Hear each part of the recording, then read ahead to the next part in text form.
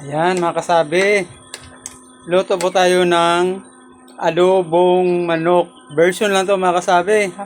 Kasi hinalo, ang tawag nito, yung tawag nito, mayroon po siyang gulay, kangkong.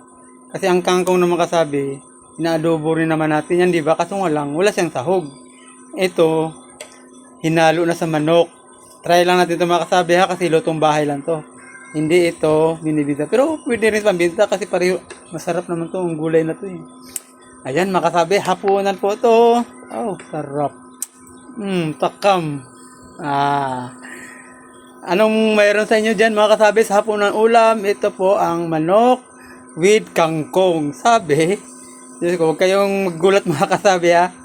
Kung anong version ng maluto nyo. Sa akin ito. Hapunan na, sarap. Yummy. Dalawang platong kanin ako nito. Diet sa kanin. Mataas na yung uric acid ko. Kanin pa rin marami.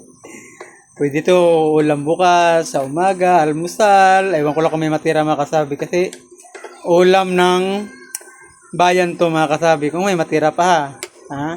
Ayan mga kasabi. Bye-bye. Hapon na po tayo kain.